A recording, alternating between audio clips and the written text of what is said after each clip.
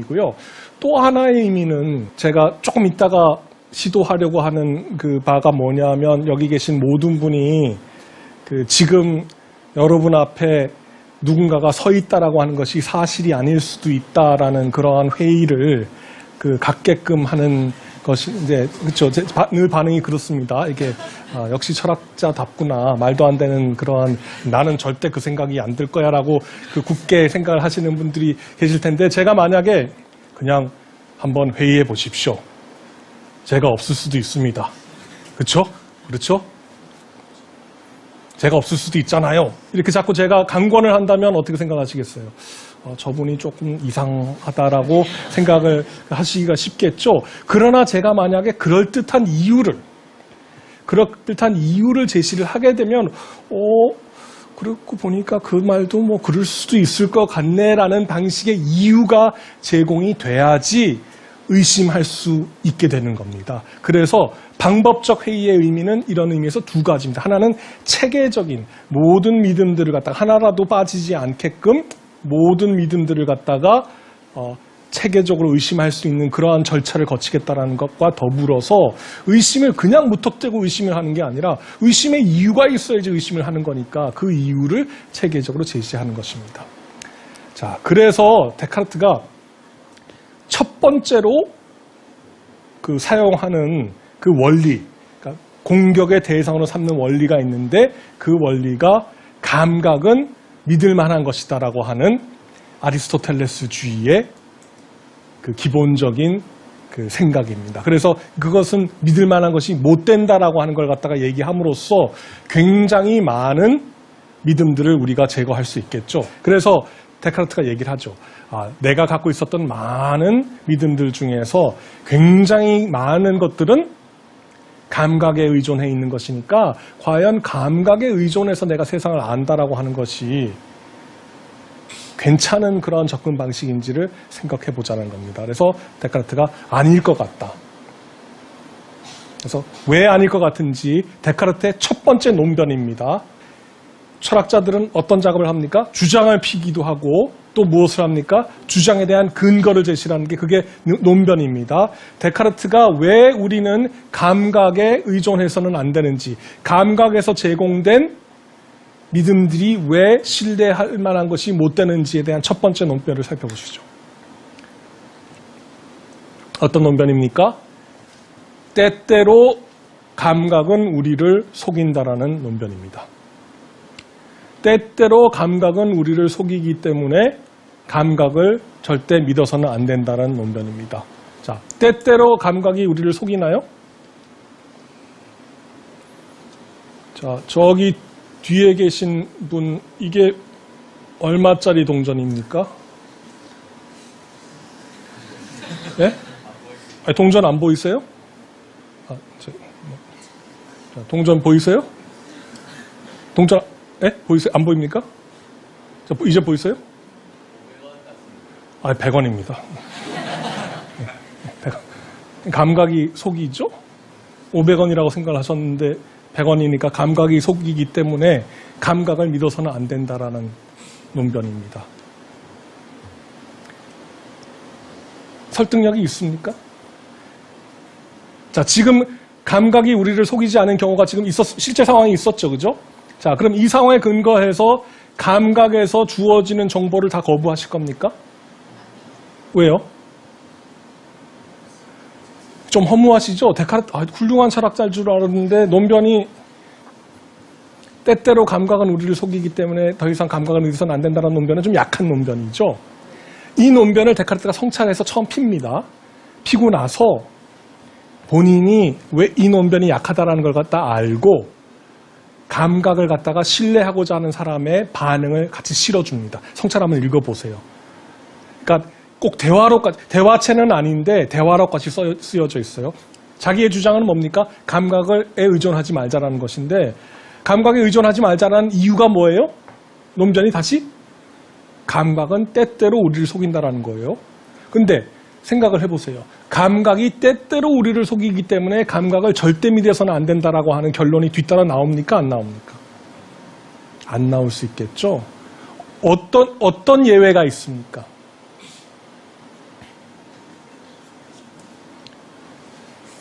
이미 아셔서 그렇겠지만 제가 다른 동전이 있었으면 알 텐데 어떤 경우에는 감각을 믿을 수 있어요? 시각을 신뢰할 수 있는 상황이 있습니까? 없습니까? 있죠. 어떤 상황입니까? 관찰하기 가장 좋은 상황일 때. 실험실에서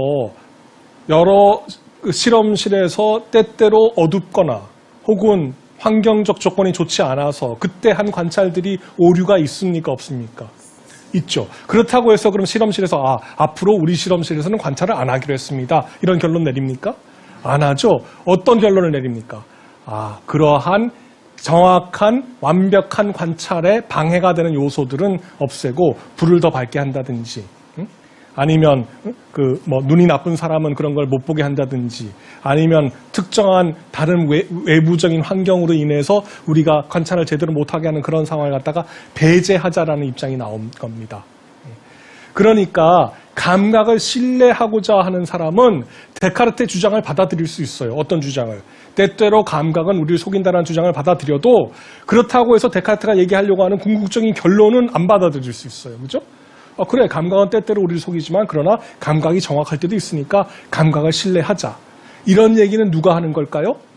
아리스토텔레스주의자가 합니다. 감각을 유지하고 싶은 사람이.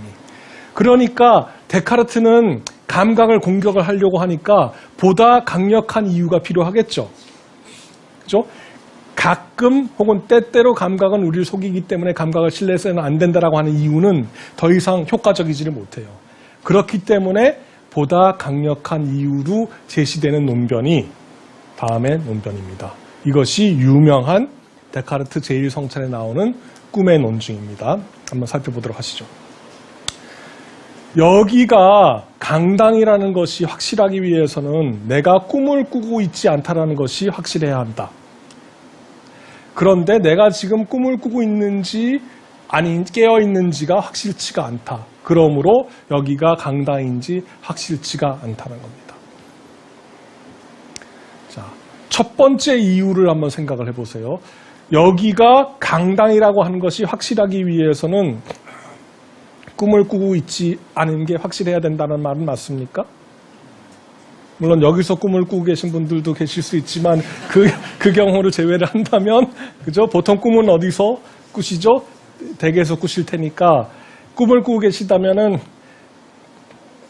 여기는 강당이라고 하는 그런 꿈을 꾸고 계시고 있은 거니 그러니까 여기 나는 강당에 있구나라고 하는 꿈을 꾸고 있지만 사실은 어디 있는 거예요? 집에 있는 거니까 내가 강당에 있구나라고 하는 판단은 참이 아닌 것이죠. 꿈은 그 하나의 장치에 불과합니다.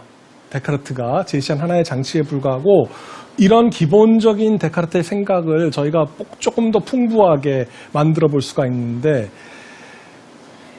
다음의 시나리오를 한번 상상을 해보세요. 요새 가끔 뉴스에서도 논의가 좀 되고 있는 그러한 가능성인데 우리가 생각했던 것보다 생명체를 갖다가 지탱할 수 있는 그러한 혹성들이 우주에 많이 있을 수 있다라고 하는 그러한 발견을 하고 있는 상황입니다. 지금 우주에 있는 혹성의 수를 생각을 해본다면 그건 그렇게 놀라울 일이 아니겠죠, 그죠? 근데 그렇다면 지구 이외에 생명체를 유지하는 혹성이 있는데 그 혹성들도 아주 많이 있을 수도 있지 않겠습니까? 그러면 아주 기술력이 뛰어난 그러한 외계인들이 있을 수 있다라는 가능성도 있습니까? 없습니까? 있습니다. 네? 자, 그러니까 과연 그러한지 안 그런지는 모르겠지만 가능은 하겠죠, 그죠? 근데 그 아주 기술력이 뛰어난 외계인들이 그 외계인족의 위기를 맞아서 지구를 와야 되는 그러한 필요가 생겼다라고 한번 그 가능성을 한번 생각을 해보세요. 그것도 가능한 일일까요? 불가능하지는 않겠죠, 그죠? 자기의 혹성이 아주 위기에 처해 있기 때문에 지구에 오게 됐는데 지구에서 무엇을 필요로 하냐 하면은 인문학에 관심을 갖고 인문학 특히 근대 철학에 관심을 갖고 있는 분들의 그 생체 에너지와 뇌파가 필요한 겁니다. 이 외계인들이. 어떤 존재인지 아시겠죠, 그죠? 예, 그러니까 이유는 묻지 말아주세요. 왜 그게 필요한 건지. 그냥 가정이니까. 그래서 이 외계인들이 어제 저녁에 이 강연장에 오신 분들을 전부 납치를 했습니다.